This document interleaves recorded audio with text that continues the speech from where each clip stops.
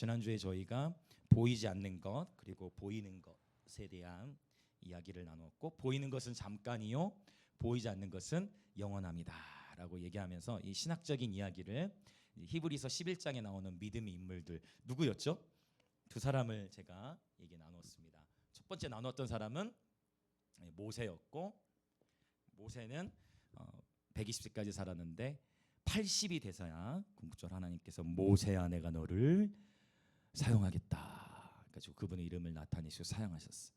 모세를 그 80세 될 때까지 하나님이 연단하시는 과정이 있었다라고 했고, 또 한 사람을 더 나눴죠. 그 또 한 사람이 누구였습니까? 노아였죠. 노아는 몇 세까지 하나님이 계속 직접적인 부르심 주시기 전까지 계속 또 훈련을 시키셨냐? 500세. 500살 때까지 계속 영적인 맷집이 단단해지도록, 누가 참소하고 조롱하더라도 흔들리지 않도록 훈련을 시키시다가 500세 이후에 비로소 하나님이 노아에게 말씀하시기를, 노아야 너는 산에다가 배를 만들어라. 내가 이 땅을 심판할 것이다. 그래서 당시 노아의 시대에 이르기 전까지는 비가 내린 적이 있다 없다? 성경에서 비를 언급한 적이 없어요. 한 번도 비가 뭔지를 알 수 없고 비를 본 적이 없는데 하나님께서 홍수를 준비하라 해가지고 배를 만들었는데, 그 배를 어디에 만들어요? 산에 만들었다. 그래서 히브리서 11장은 말씀하시기를 보이지 않는 일에 경고하심을 받았다.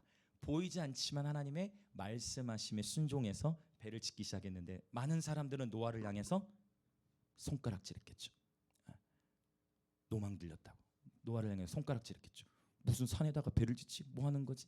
그러나 그러한 사람들의 조롱에도 흔들리지 않고 적어도 70년에서 100년이라는 시간을 흔들리지 아니하고 방주 짓는 그 부르심을 감당했던 모습을 보면서, 바로 보이지 않는 그 하나님을 보는 것 같이 하여 참았던 모세, 그리고 보이지 않는 일에 경고하심을 받아서 하나님 말씀에 순종하여 방주를 만들었던 노아의 예를 들어서 설명했던 것을 지난주에 기억하실 겁니다.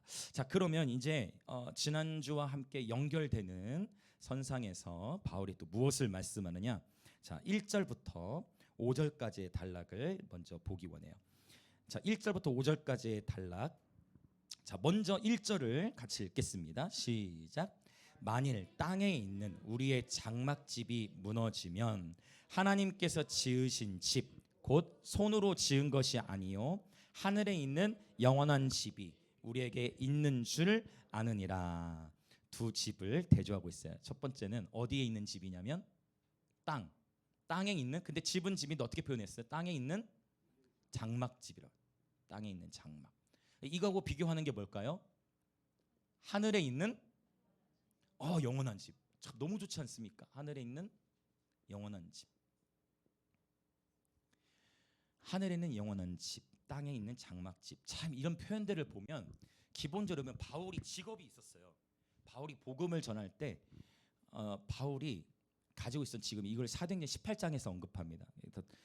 이런 선교, 그래서 텐트메이커라는 이런 그 선교 단체 중에 텐트메이커라는 이름을 가진 팀들이 꽤 많이 있어요. 그럼 그게 뭐냐면 바울의 직업이 천막 만드는 일, 장막 만드는 그런 일을 했어요. 그러니까 이런 표현도 보면은 바울이 그냥 쓴 게 아니고 자신의 일터에서, 즉 자신의 삶에서 경험하는 자신의 일과 연관된 단어를 쓰면서 이제 바울이 말씀을 풀어 나가는 거예요. 바울이 천막 만드는 일을 해 보니까 아하, 이 천막이라는 거, 이 장막이라는 것은 굉장히 유용하고 필요한데 시간이 지나면 헤어지는 거예요. 여기서 헤어진다는 표현이 이해되시죠? 시간이 지나면 헤어지는 거예요. 영원할 수가 없다. 그 장막과 비교를 하는 거예요. 여기서 말하는 그러면 집은, 이게 비유로 말한 거예요. 땅에 있는 장막집, 하늘에 있는 영원한 집. 여기서 말하는 이 집은 실제 건물을 얘기하는 게 아니고 어떤 집을 의미할까요? 육체를 의미하고요. 육체를 비유로 표현하는 거예요. 그래서 지난주에 우리가 무엇을 대조했냐면 겉사람과 속사람을 대조했어요. 육의 사람 사르키코스, 기억하시죠? 육신에 속한 사람. 그 다음에 포시키코스, 혼에 속한 사람. 그 다음에 포뉴마티코스, 영에 속한 사람. 이 세 사람을 우리가 구분해서 한 사람이 한 몸 안에 있지만 이 세 사람을 또한 정리하는 그런 시간이 있었죠. 여러분 축복합니다. 성령의 지배를 받는 예배자들 되시기 축복합니다.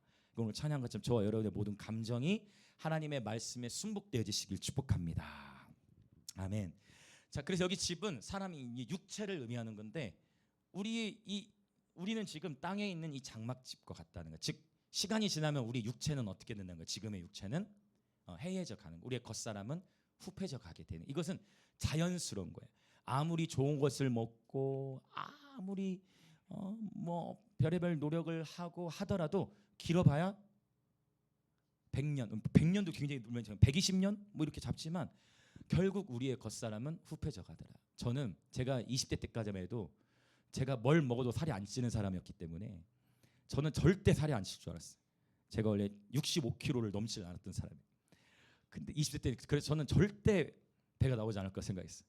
근데 이제 40을 찍으면서 왜 어른들이 했던 말씀 20대가 10대가 다르고 20대가 다르고 30대를 그래서 뭐 속력으로 많이들 얘기하실 때도 잘 동의를 못했어. 30kg, 40kg, 막 50kg 막 이렇게 나이에 따라 이렇게 간다 했는데 이제 40을 제가 딱 찍고 보니까 운동에도 안 들어가는 것 같아. 물론 운동량이 너무 부족해서 그런 거, 운동량이 부족해서 그런 것 같긴 해.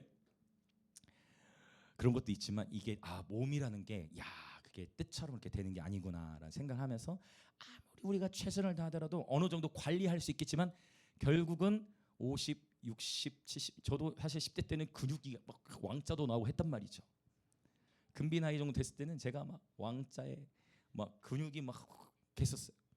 그러나 지금은 게으른 것도 있지만 운동 부족으로 그런 것도 있지만 결국 시간이 지나면 아무리 관리해도 얼마 전에 그 영화 뭐죠? 탐 크루즈 미션 임파서블 뭐 마지막 편 나오는데 탐 크루즈가 항상 젊은 줄만 알았더니 나이가 어느새 60이 한참 넘었더라고요. 저도 잘 배우들 이름을 사실 모르는데 그분은 알아요. 미션 임파서블 해가지고 하는 거 있잖아요. 톰 크루즈. 근데 보니까 그 몸을 공개했어요. 야, 몸 관리를 너무 잘했어. 60이 넘었고 대단해. 몸 관리 잘했는데 그럼에도 불구하고 쭉 처지더라고. 이렇게. 그러니까 아무리 관리를 해도 어쩔 수 없어. 결국 그러면은 톰 크루즈라고 영원하겠습니까? 우리 여성분들에게는 영원한 오빠입니까? 너무 오래된 사람입니까? 여러분 결국 그 아무리 탁월하고 그 핸섬하고 육체 관리했던 톰 크루즈도 60이 넘으니까 처지는데 이제 보세요. 70, 80, 90 넘어가면 겉사람 아무리 관리해도 후패져 가는 거예요.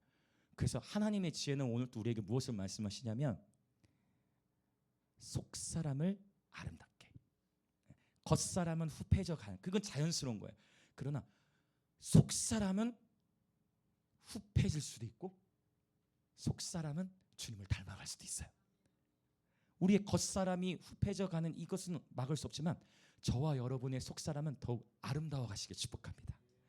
저와 여러분의 이 마음에 숨은 사람, 영의 사람은 더욱 아름답고 주님과의 올바른 관계 친밀한 그러니까 지금 보니까 여러분 막 주님과의 사랑에 빠지신 분들이 계신 것 같아. 눈빛을 보니까 주님과의 더 깊은 사랑에 빠지시길 축복합니다. 속사람을 강건케 해가는데 집중하는 게 중요해요. 왜냐? 어차피 그렇다고 건강관리 하지 말라는 얘기가 아니에요. 여러분 건강을 잘 관리하시길 축복해요. 건강을 당연히 잘 관리해야 돼요. 그래야 우리의 부르심을 감당하죠. 그러나 결국 우리 육체의 이 장막집은 결국은 해해질 때가 온다. 결국 우리에게 뭐가 있다는 거예요? 하늘에 있는 영원한 집이 있다. 이건 뭐냐? 결국 완전한 부활체의 몸을 입게 된다. 썩지 아니하고 부패하지 않고 이 영원한 몸이 제가 고린도전서 강연할 때 나눈 적이 있지만 이 부활체 몸을 입으면 우리 이 지금 현재 육체는 너무나 불완전하기 때문에 무엇인가를 먹으면 반드시 뭐 해야 돼요? 응가를 해야 돼요. 반드시. 그러나 부활체 몸을 입으면 그때는 이러한 배변 활동이 없어지게 됩니다. 이거 지극히 현실적이지만 영적인 이야기를 하는 거예요. 부활체 몸은 완전한 몸이에요. 그러면 목사님 부활체 몸을 입으면 먹는 즐거움이 없어집니까? 걱정하지 마십시오. 지난 목요일에 승경이가 중국 그 기도할 때 그걸 딱 얘기하더라고요. 여러분 부활체 몸을 입은 상태에서 음식을 먹을까요? 안 먹을까요? 음식 먹습니다. 먹게 돼. 그 요한계시록에서도 생명나무 열매를 말씀하고 있지만 예수님께서 부활체 몸을 입으신 이후에도 제자들과 같이 식사를 하셨어요. 부활체 몸을 지닌 상태에서도 음식을 먹었어요. 음식의 종류가 어디까지인가에 대해서는 신학적인 견해 차이가 있지만 제가 나름대로 가지고 있는 어디까지 음식을 먹을 거냐는 견해가 아마 고린도전서 강의할 때 그 헬라어 단어를 통해 봤던 게 기억이 나요. 궁금하신 분들은 고린도서 강의를 돌려보시면 이렇게 나올 겁니다. 어쨌든 이 하늘의 영원한 장막, 이제 영원히 썩지 않을 그 부활체 몸이 우리를 기다리고 있는데, 그 부활체 몸, 여러분 저는 그 부활체 몸을 기대합니다. 여러분도 기대하시기 축복합니다.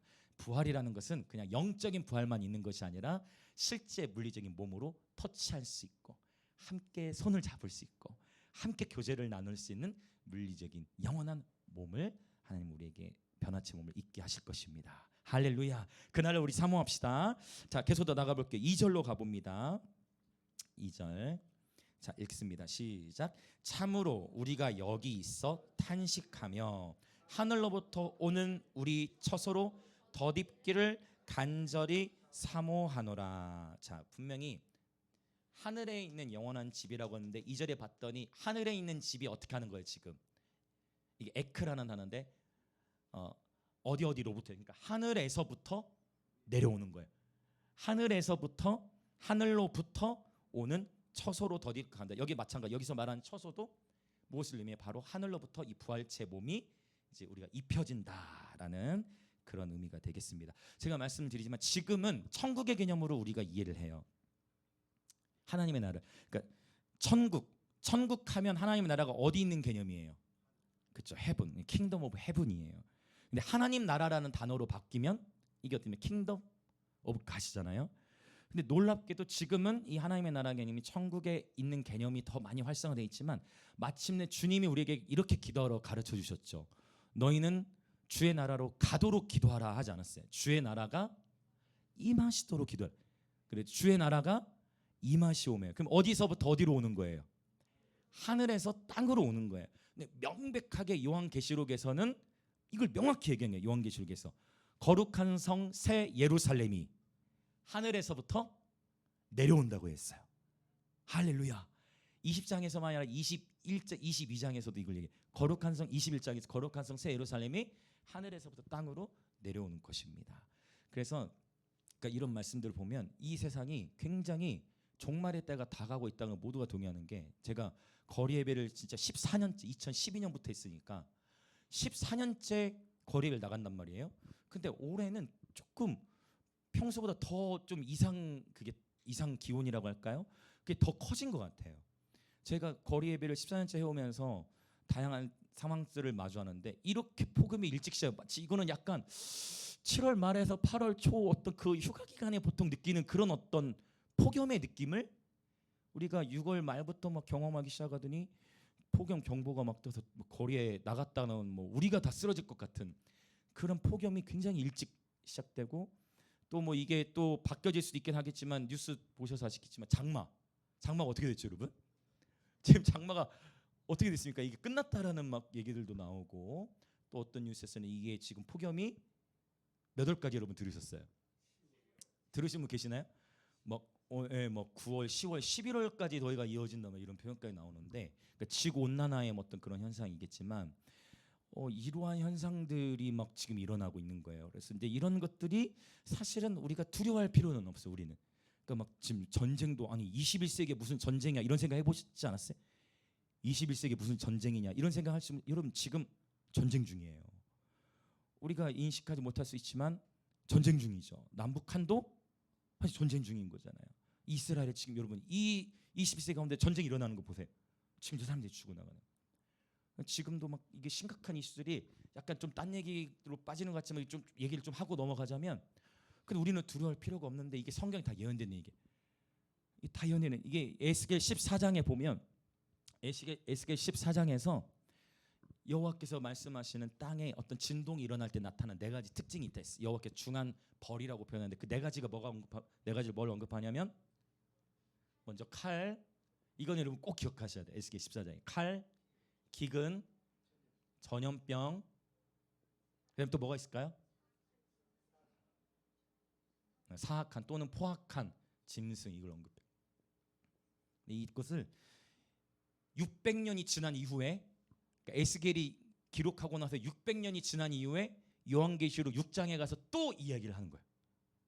기가 막히게. 물론 칼을 검으로 바꿨어요. 그럼 이제 어떤 분들, 목사님 단어가 다르지 않습니까? 칼과 검은 다르지 않습니까? 같은 걸 말하는 거예요. 그러니까 한국말로 약간 표현을 다를지라도, 그러면 여기서 칼은 뭘 의미하겠어요? 전쟁이죠. 그 다음에 기근.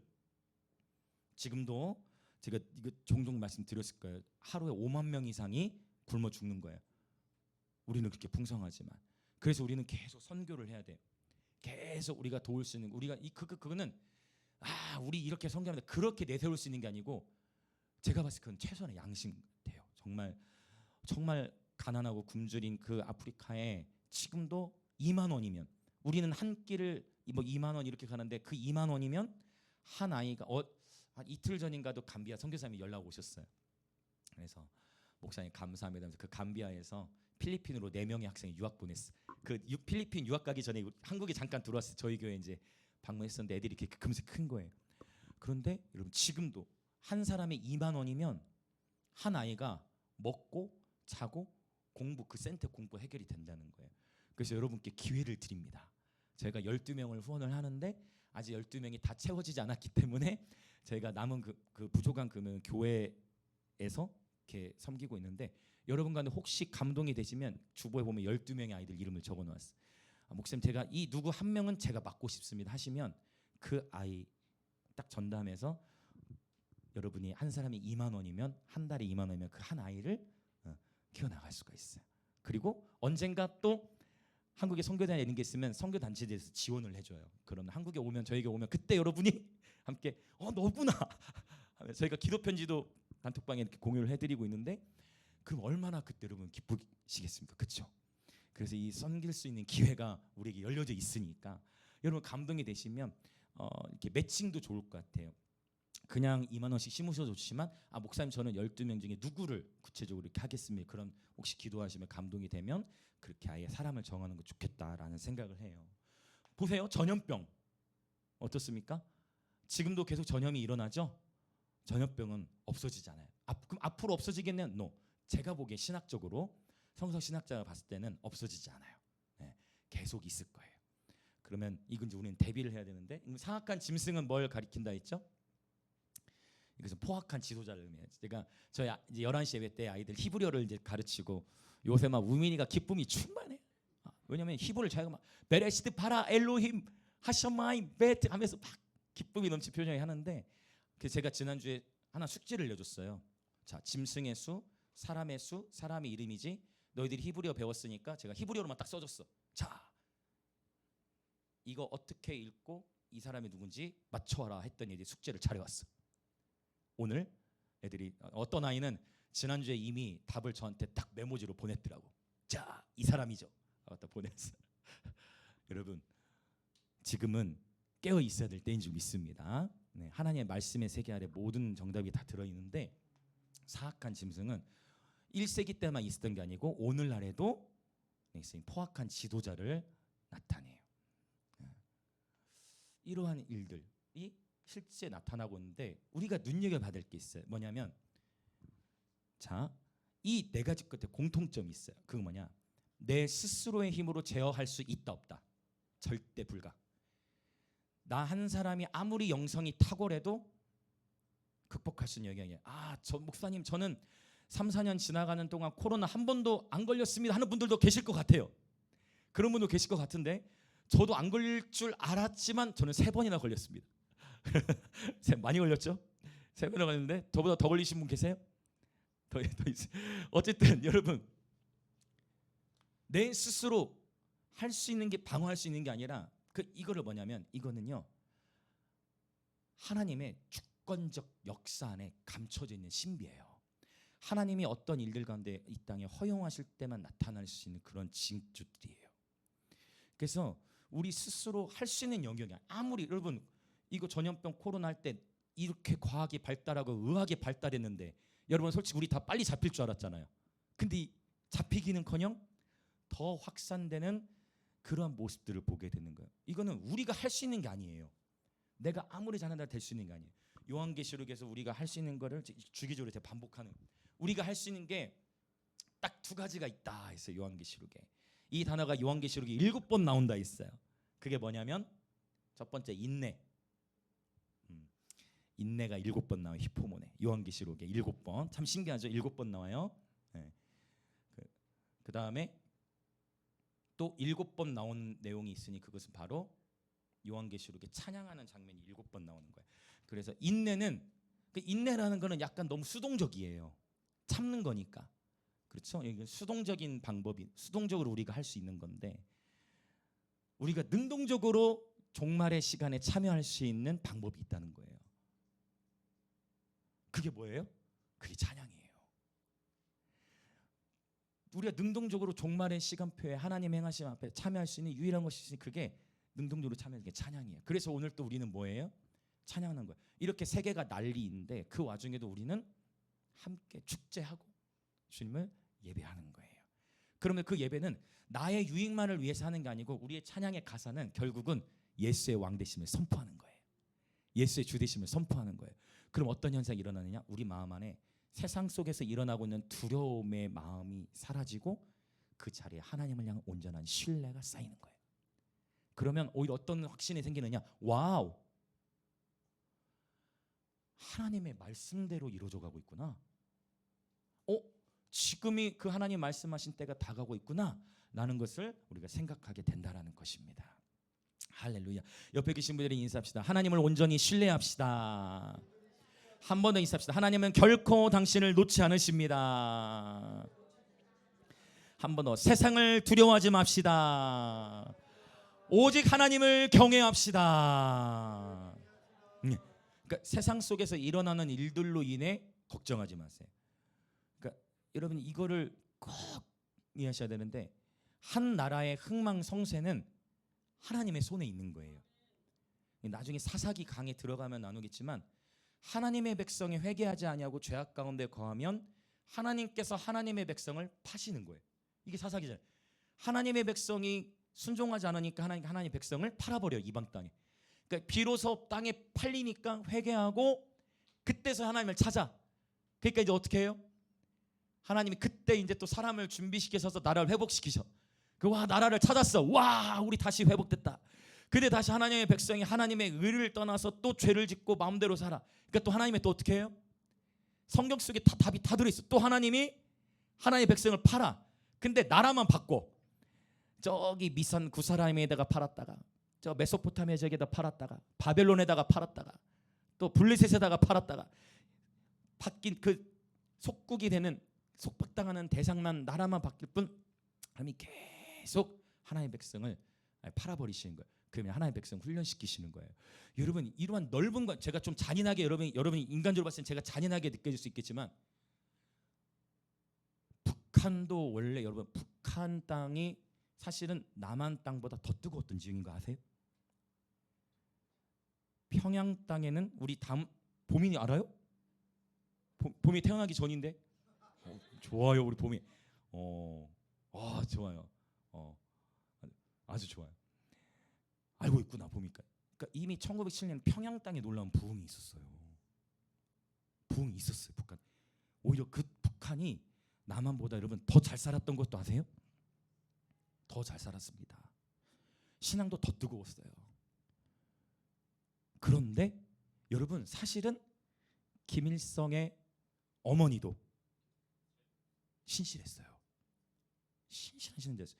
근데 제가 보니까 제가 김일성과 대화를 나눈 건 아니잖아요. 근데 제가 보니까 그럼 왜 이렇게 됐을까? 그 시작의 처음은요.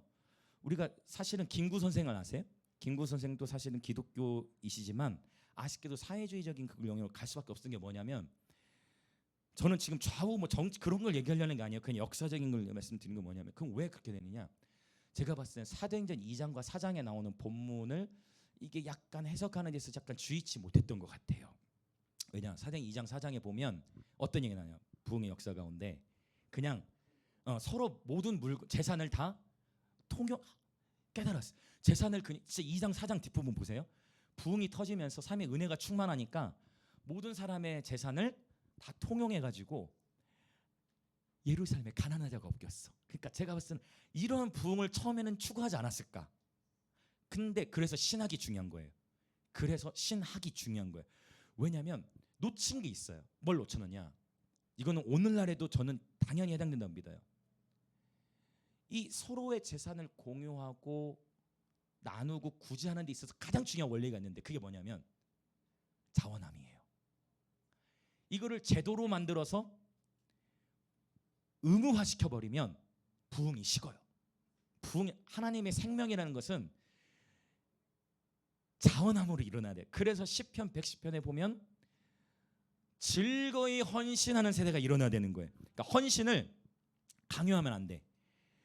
이렇게 좀 섬기셔야 되면 이렇게 해서는 되는 게 아니라, 그럼 어떻게 되냐? 오히려 탈이 나요.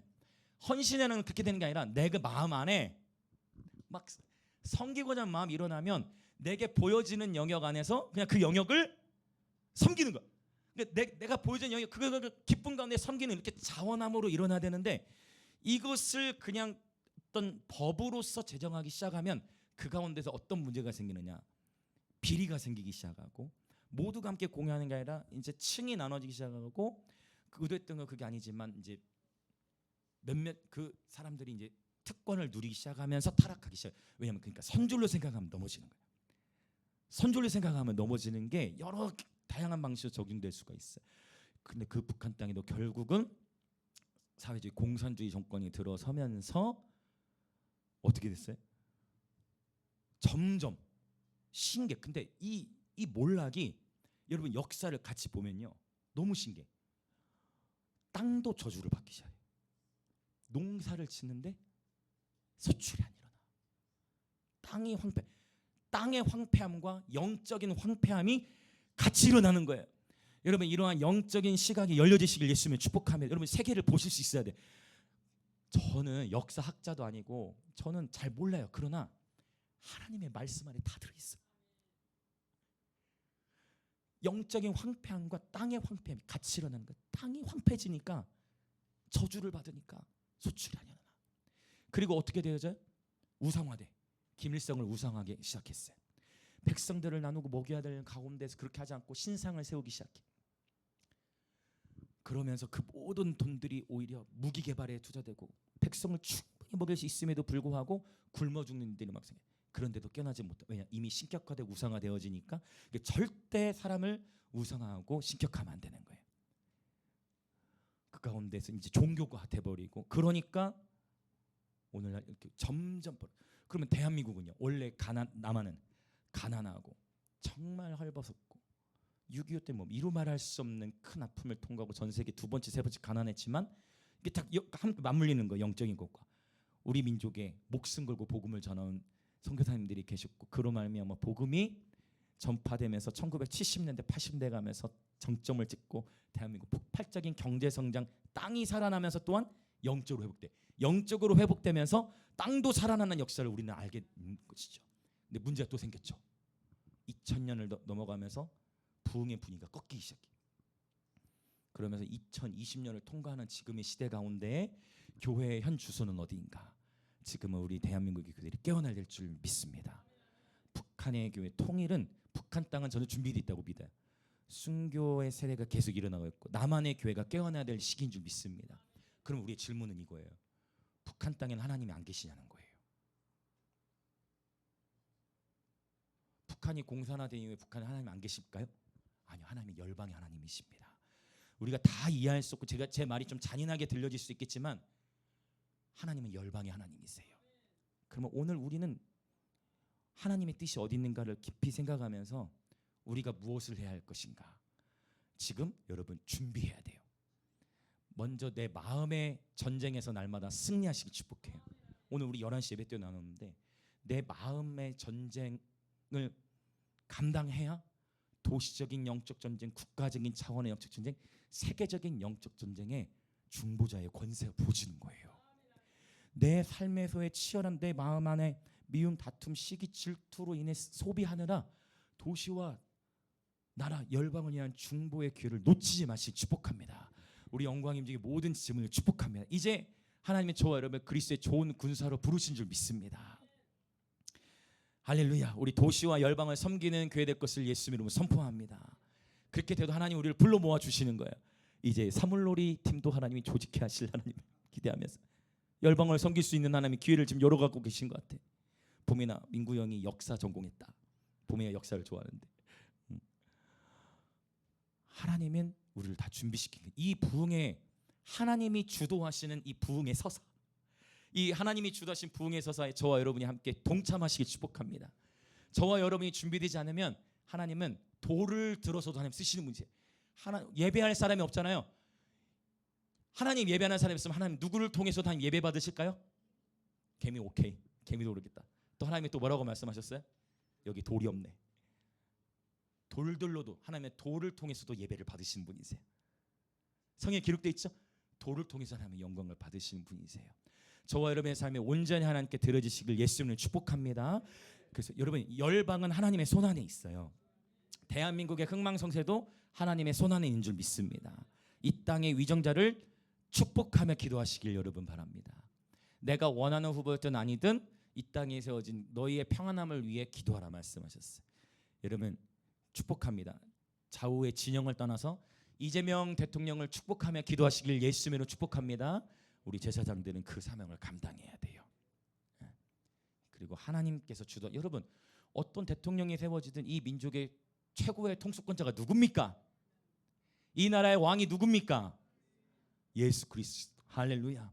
이 나라의 진정한 주인 누구십니까? 예전에 김중곤 목사님 이거 많이 하셨는데 CCC에서 이 나라의 왕이 누구십니까? 하면 여러분 예수 그리스도 하는 거예요. 이 나라의 왕이 누구십니까? 이 나라의 유일한 왕이 누구십니까? 이 나라의 진정한 국군 통수권자가 누구십니까? 아멘. 예수 그리스도예요. 이거 예수 그리스도예요. 그분이 이미 십자가에서 모든 정사와 권세를 드러내어 구경거리로 삼으신 것입니다. 그래서 어떠한 정권이든 두려워하지 마시고 오늘 저와 여러분이 해야 될 걸 하는 거예요.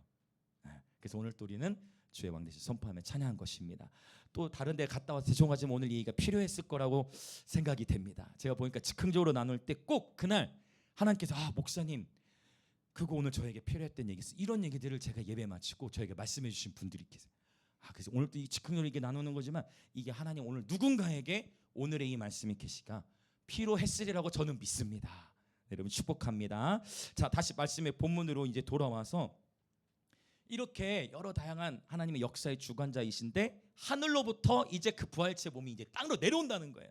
그러니까 저와 여러분이 주님을 공중으로 끌어올려 주님을 맞이하고 주님과 함께 이 땅에 와서 영원토록 주와 함께 다스리는 삶을 살아가게 될 것입니다.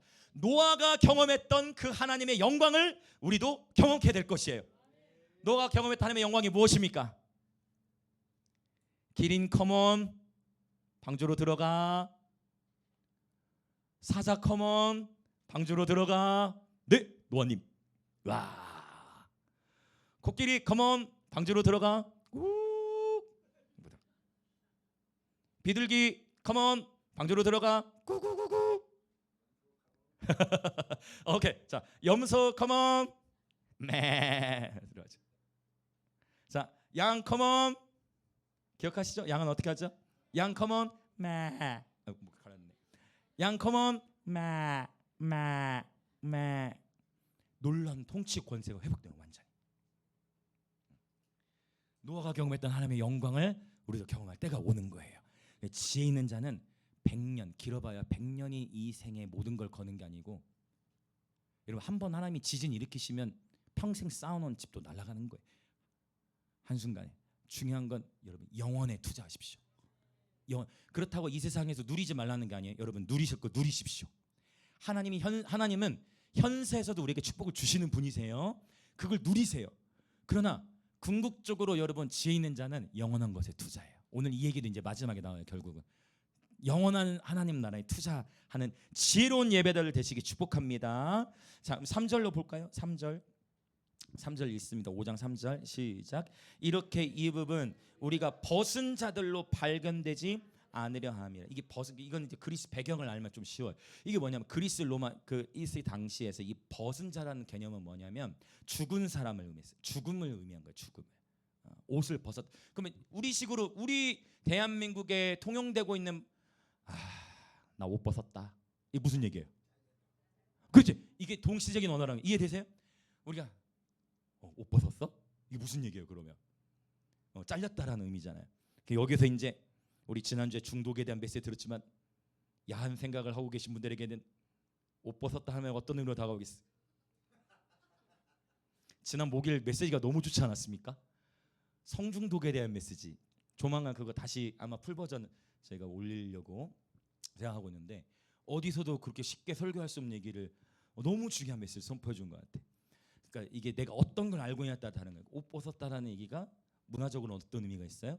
직장에서 내 글을 내려놨다. 근데 1세기 당시 이 성경이 기록됐을 당시에 우리가 벗은 자들로 발견이 않다라는 의미는 그리스 로마 시대에서 어떤 의미냐? 죽은 자를 의미한 거예요. 죽은 자를. 그러면 지금 이 얘기는 뭐냐면 이렇게 입으면 우리가 벗은 자들로 발견했자. 우리 그리스도인들은요. 성경에서 육체적인 죽음을 죽었다고 표현하지 않는다 했어요. 육체적인 죽음을 그리스도인의 육체적인 죽음을 성경에서 뭐라고 표현한다? 잠잔 자다. 잠잔다. 잠이라고 표현. 그리스도인의 육체적 죽음은 실제 죽음이 아니라 잠자는 거예요. 그리고 우리가 죽고 깨어남과 동시에 우리는 어떻게 본다 했어요? 시간의 중간기가 존재하지 않는다라고 제가 신학적으로 말씀드렸습니다. 중간기가 존재하는 게 아니라 시공간의 개념이 없어지기 때문에 몇천 년 전으로부터 죽었던 자들이 먼저 깨어나게 되고 함께 우리도 죽음과 동시에 같이 그 부활의 영광에 동참하게 된다. 중간기라는 개념이 성경에서는 그 중간기를 말하고 있지 않다. 단 우리 입장에서는 현재 우리 입장에서는 그 중간기가 존재해. 그거를 음부라고 표현하는 거예요. 현재 우리 입장에서는 낙원 음부의 개념이 이렇게 표현되는 거 있지만 죽음과 동시에 이 부분들이 바로 해결이 되어진다라는 것을 제가 말씀드린 적이 있어요. 자, 그래서 이 죽음에 대해 우리 생각하는 게 우리 그리스도인의 죽음은 그래서 제 지난주에 우리 인도에 온 선교사님 계셨잖아요. 그 선교사님 안 선교사님의 그 어머니께서 그 제가 그렇게 사실은 죽고 싶었는데 그거를 표현해 주셔서 나눴는데 뭐냐면 그 선교사 어머니께서 예배드리다가 하나님 막 찬양하다가 그대로 소천하셨대요. 네. 제 목표 중에 하나가 그건데 이게 제 마음대로 될지 모르겠지만 제가 예배하다가 주님 만날 생각을 하고 있거든요. 아직 젊은이 이런 얘기해서 죄송하지만 하나님 예배하다가 나 그대로 주님 만나고 싶다. 제가 항상 그 생각을 하고 있는데 이미 그렇게 가신 분들이 계시다. 하나님 예배하다가 찬양하다가 예배 시간에 하나님 예배하다가 하나님 기쁘게 찬양하다가 그대로 쭉 평안하게 주님 이렇게 가셨대요. 그대로 육체적인 죽음이지만 바로 주님께로 간 것이죠. 그래서 태어난 것은 내가 임의로 조정할 수 없었지만 여러분 그리스도 안에서 멋지게 이런 표현이 좀 죄송할 수 있지만 여러분 그리스도 안에서 아름답게 육체적 죽음을 맞이하는 그렇게 준비하는 저와 여러분 됐으면 좋겠어요. 그러니까 할렐루야. 우리 어른들께서 이렇게 적극적으로 아멘 해주시니까 제가 더 마음에 감사가 넘치는 것은 정말 아름답게 우리 육체적 죽음, 육체적 잠 아름답게 그렇게 맞아 우리 주님께로 가십시다. 할렐루야. 아멘. 아멘. 할렐루야. 할렐루야. 우리에게 얼마나 이 죽음에 대해 여러분 세상 사람들은 이 죽음에 대한 두려움 때문에 이것 감당이 안 되는데 우리는 육체적 죽음에 대해서 이렇게 함께 아멘으로 화답하면서 나눌 수 있는 것이 축복인 줄 믿습니다. 할렐루야. 자, 그래서 1세기 그리스도인들은 그러니까 이 얘기가 뭐냐면 벗은 자들로 발견되지 않으려면 1세기 그리스도인들은 실제 육신이 살아있는 상태에서 주님 재림할 것이라 믿은 거예요. 벗을 것으로 보이는 당시에 진짜 내가 살고 있는 그 당시 1세기 사람들은 주님이 진짜 재림하실 줄 알았어. 근데 주님이 그때 바로 재림하시지 않고 벌써 몇 년이 지난 거예요. 2000년이 확 지나가 버린 거예요. 근데 지금 세상 돌아가는 걸 보니 정말 예수님께서 다시 오실 때가 다가오고 있구나라는 것을 우리가 인식하지 않을 수가 없습니다. 자, 계속 더 나가 볼게요. 자, 4절 시작. 참으로 이 장막에 있는 우리가 짐진 것 같이 탄식하는 것은 벗고자 함에, 자 벗는다는 표현 나왔죠. 오히려 덧입고자 함이니 죽을 것이 생명에 삼킨 바 되게 하려 함이라. 죽을 것이란 연결이 되죠. 땅에 있는 장막집, 우리 육체, 지금의 육체. 그런데 생명에 삼키, 하나님의 생명에 삼킨다. 이제 영원한 부활체 몸에 의해 변화되는 것을 말합니다. 할렐루야. 그런 놀라운 영광스러운 부활체 몸을 입게 될 날이 오고 있는 줄 믿습니다. 그날을 사모합시다. 할렐루야. 자, 또 보겠습니다. 우리 5절 있습니다. 시작. 곧 이것을 우리에게 이루게 하시고 보증으로 성령을 우리에게 주신 이는 하나님이시니라. 아멘. 보증으로 성령을 주셨다라고 우리에게 말씀하셨어요. 이 사람이 이 죽음에 대한 두려움의 부분이 있는데 예수님께서 이제 제자들에게 말씀하 얘들아 얘들아 내가 이 세상을 제패하겠다 하지 않으셨어요. 예수님 어떻게 하셨습니까? 얘들아 나 이제 곧 죽는다. 얘들아 나 이제 곧 하늘로 올라갈 거다 했더니 제자들 어떻게 합니까? 예수님 어딜 가시려고 그래요? 예수님 이 땅은 어떻게 하고 우리는 어떻게 하고 우리 두려워요. 예수님 가시면 우리는 어떻게 해요? 그때 예수님 뭐라고 하셨을까요? 얘들아 내가 가면 또 다른 보혜사를 너에게 보내줄 거야. 그리고 세상 끝날 때까지 너희와 함께 계실 거야 라고 얘기했어요. 그 보혜사가 무엇입니까 여러분? 그렇죠. 여기 파라클레토스라는데 파라클레토스. 여기서 말하는 이 파라클레토스는 보혜사를 의미하거든요. 보혜사, 파라클레토스. 보혜사는 세 가지 뜻이 있다 했어요. 이제 요한복음 강의할 때 나눴는데 보혜사 첫 번째 헬퍼. 첫 번째는 돕는 자 헬퍼. 그 다음에 변호사. 세 번째는 돕는 자 변호사. 하나 더 뭐가 있죠? 돕는 자 변호사 위로자.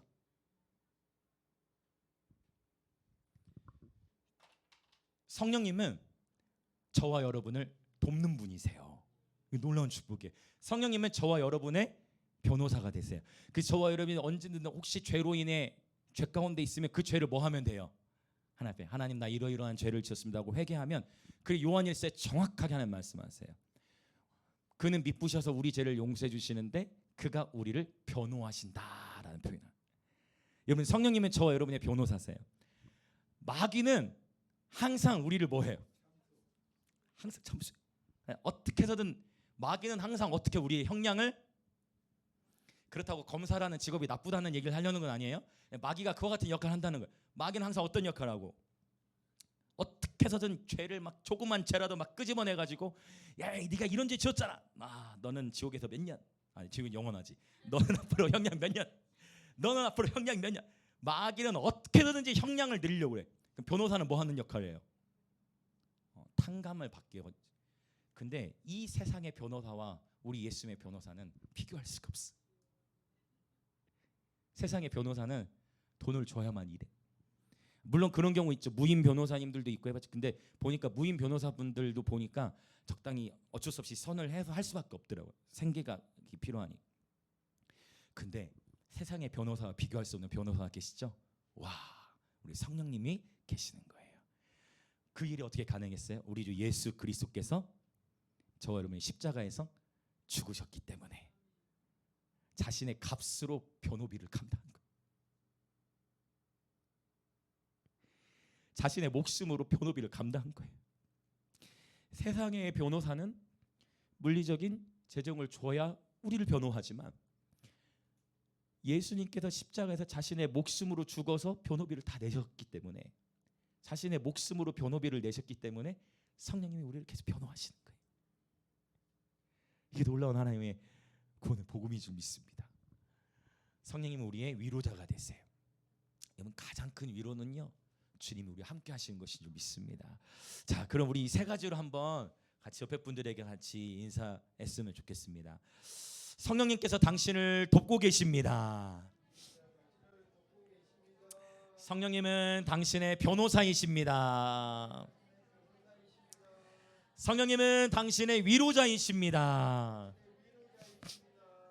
더 놀라운 거, 한 번만 변호하고 끝내는 게 아니라 세상 끝날까지. 한 번 더 인사합니다. 성령님은 세상 끝날까지 당신과 함께 하십니다. 할렐루야. 이것이 우리의 소망인 줄 믿습니다. 그러니까 이 보증으로 성령을 우리에게 주셨다. 그러므로 두려워할 것이 없다라고 말씀하시는 거예요. 자, 그러면 이제 좀 더 속도를 내서 가봅시다. 6절부터 우리 9절까지를 쭉 읽어볼게요. 6절부터 9절까지 두 번째 단락이 이어져요. 시작. 그러므로 우리가 항상 담대하여 몸으로 있을 때에는 주와 따로 있는 줄을 아노니, 이는 우리가 믿음으로 행하고 보는 것으로 행하지 아니함이로라. 우리가 담대하여 원하는 바는 차라리 몸을 떠나 주와 함께 있는 그것이라. 그런즉 우리는 몸으로 있든지 주를 기쁘시게 하는 자가 되기를 힘쓰노라. 아멘. 바울이 진짜 이 세상에서 원했던 것은, 바울이 진짜 지금 바울의 삶에서 고백하는 건 뭐냐면, 나 그냥 빨리 주님 만나고 싶다. 바울이 지금 고백하는 것은, 나 빨리 예수님을 얼굴 보고 싶다. 내가 그렇게 예수님을 핍박하는 자였는데, 예수 믿는 사람을 다 죽이는 자였는데, 하늘로부터 큰 빛으로 나를 만나주신 그 주님을 나 빨리 보고 싶다. 나 그 예수님 빨리 만나고 싶다. 그러니까 바울의 중심의 고백인데, 그런데 그렇게 할 수가 없는 거예요. 왜냐? 나처럼 주님을 모르는 자들에게 복음을 전해야 하니까. 그래서 바울의 이 고백이라는 것은, 내 개인으로는 이거 시작시 여러 번 반복해. 나는 빨리 예수님 만나고 싶고 보고 싶은데, 그러나 내가 몸으로 주님과 떨어져 있을 수밖에 없지만 나는 복음을 전한다. 그래, 9절의 고백이 그거예요.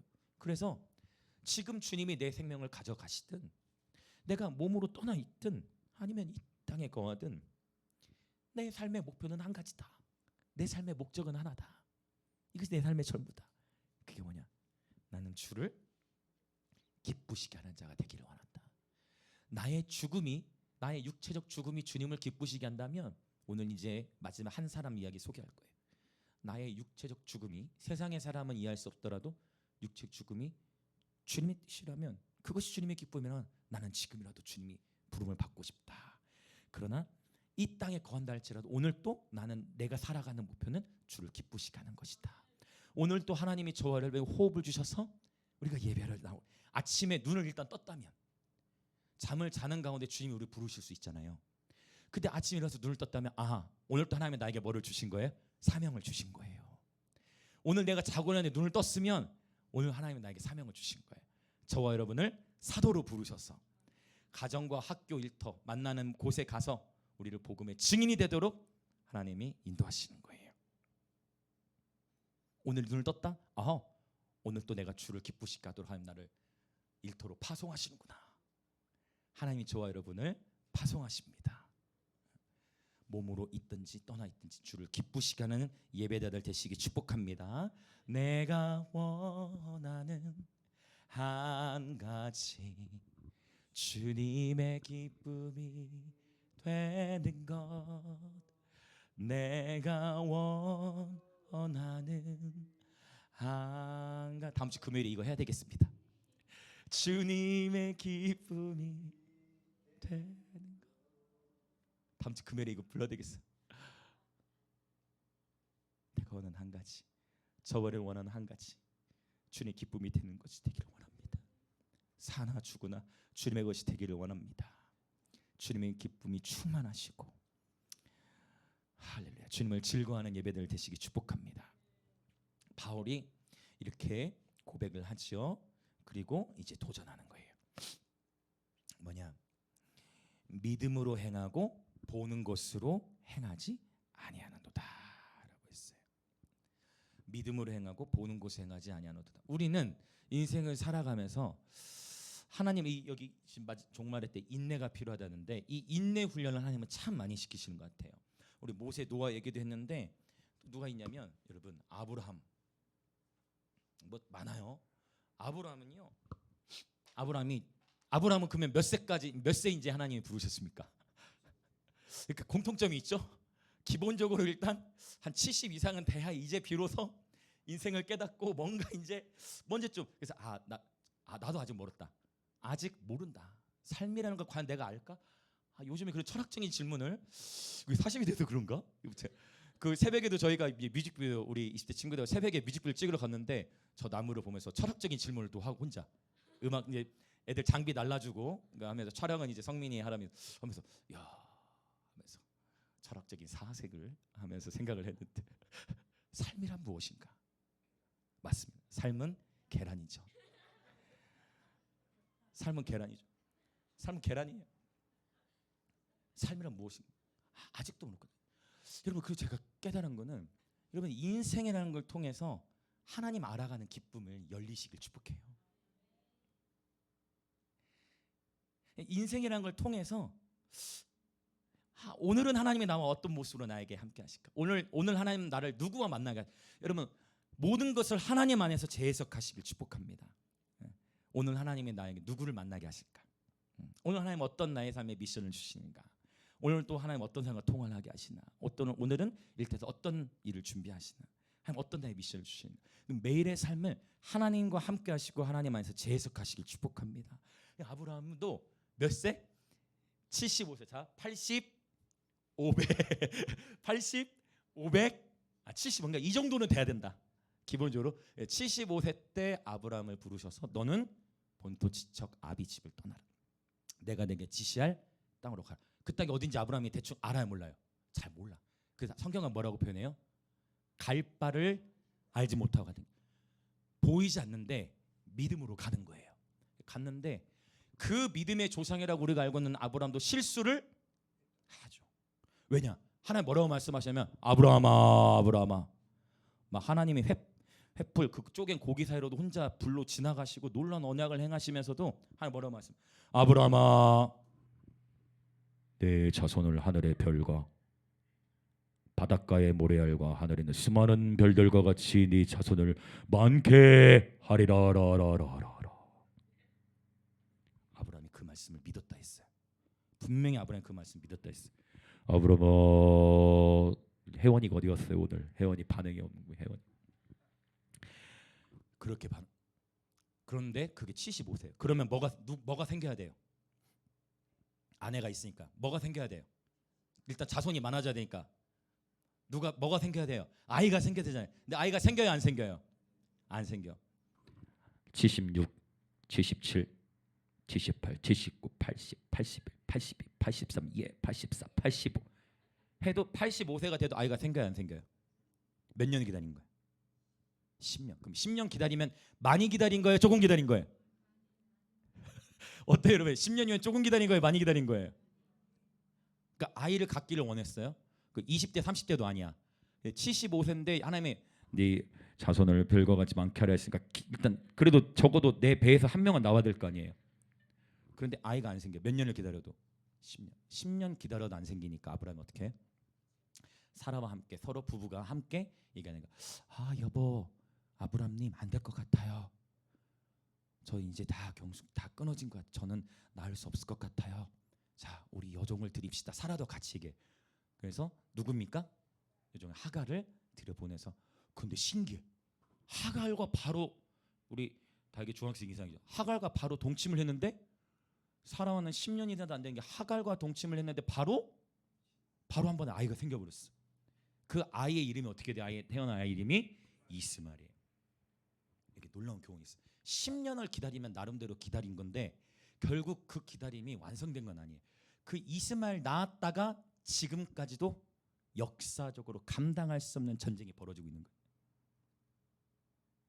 맞죠? 이삭의 자손, 이삭의 후손들과 이스마엘의 후손이 지금도 싸우고 있는, 그게 지금 현재 중동이에요. 현재 그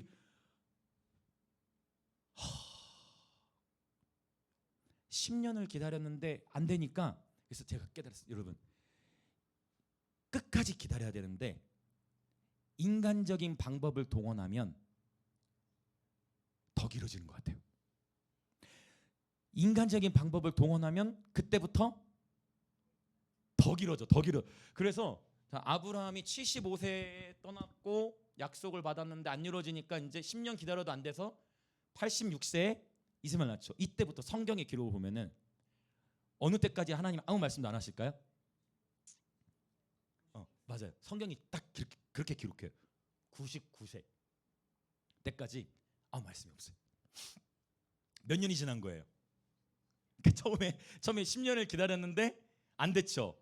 이스마엘 낳았는데 뭔가 그것도 막 난리가 안 돼. 뭔가 하나님 기쁨이었어. 그리고 하나님의 왜 가장 힘든 게 뭐예요? 하나님이 말씀하시지 않는 것 같아. 이게 정말 괴로운 거예요, 여러분. 진짜 괴로운 게 뭐냐면 내가 하나님을 찾는데 하나님으로부터 아무런 감동이 느껴지지 않아. 그럼 정말 괴로운 거예요. 하나님과 교제를 해오던 사람이 하나님과 교제가 단절됨을 경험하는데 그게 하루 이틀이 아니고 1년이 아니고 13년 시간 동안 그 말씀이 성경에 기록되지 않았는데 얼마나 괴롭겠어요. 근데 그래도 이제 한 번 되었잖아요. 한 번 되었어. 아브라함이 이스마엘 실수했어. 그러니까 이제 이미 몇 년이 지났어요? 여기서 합치면 23년이죠? 더 되네요. 24년까지 되겠죠 이제. 네. 자 그러면 보세요. 이것도 또 테스트하신 것 같아요. 그냥 10년만 또 있다 말씀하신 게 아니고 약간 몇 년을 더 이전보다 더 기다리게 하신가. 이것도 약간 테스트 같아. 하은이가 굉장히 좋아해. 지난번 하은이가 이거 아브라함 설교했었는데 얼마나 은혜가 넘친 설교인지 몰라. 이것도 하나님은 밀당의 고수시다. 하나님은 밀당의 최고 초고수. 하나님은 우리의 마음을 막 틀었다 놨다 하시는 것 같아. 그래서 지혜로운 자는 그분의 스타일을 빨리 깨닫는 거예요. 하나님의 스타일을 빨리 깨달으시길 축복합니다. 그래서 우리가 어떻게 하느냐, 빨리빨리 기왕이면 그분의 마음을 헤아려서 그분께 순종하는 지혜가 있으시길 축복합니다. 그러니까 반항심도 있죠. 에이, 나도 요나처럼 좀 해봐야 될 것 같습니다, 목사님. 에이, 나도 그냥 물고기 한번 먹혀보고 싶습니다. 여러분의 선택인데 그렇게 했다가 이제 돌이킬 수 없는 또 훈련의 시간이 또 시작되는 거예요. 그래서 여러분, 할 수만 있다면 하루라도 빨리 그분의 말씀에 또 순종하시길 축복합니다. 여러분이 지금 당장 순종하지 않으셔도 하나님 여러분을 사랑하시기 때문에 여러분을 붙들고 계세요. 근데 어떻게 하면 성장이 빠르냐? 보민이처럼 하시면 성장이 빨라요. 그게 뭐냐? 자기 스스로를 자존심을 벗어버리고 제가 스스로 더 훈련하겠습니다. 이렇게 결단 가운데 더 빠른 거예요. 그래서 피드백을 그러면 저도 더 피드백 줄 수 있고 더 하면서 더 발전이 일어나고 그래 그러면 이렇게 근데 그거를 또 수용해. 그러면 더 발전이 일어나죠. 여러분, 그래서 자기 부인은 축복인 줄 믿습니다. 저로는 예수의 생명으로 사는 예배자들인 줄 믿습니다. 자, 그러고 나서 13년을 지나니까 이제 99세 때 10년 못 기다린 걸 보시고 이제 13년 정도 약간 몇 년 더 기다리게 하신 다음에 드디어 하나님이 나타나셔가지고 아브라함에게 말씀하십니다. 아브라함아, 살아요. 뭐라고 말씀? 이건 다른 건데? 실이에요? 뭐가 말씀하신 걸 나오길래 항상 지난번에 이렇게 드럼이 울려주더니 제가 항상 기도하는 게 예배 때 성령님 예배를 지휘해 주십시오 하는데 오늘은 얘가 안 울리잖아요, 그렇죠? 자, 뭐 얘기가 어렵죠? 사랑해. 내년 이맘때 네가 아들을 낳을 것이다. 사라가 처음엔 그걸 어떻게 했어요? 이 성경이 웃었다고 하는데 그 웃음은 와, 하나님 정말 아이가 생기겠군요, 이런 웃음이 아니에요. 여기서 말 웃음은 뭐예요?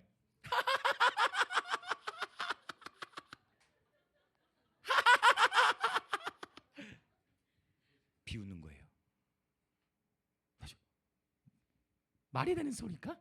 속으로 생각해. 이게 무슨 말이 되는 소리야? 무슨 말이야 이게? 근데 하나님 말씀하시는데 믿지 못해. 왜요? 몇 년을 기다린 거예요.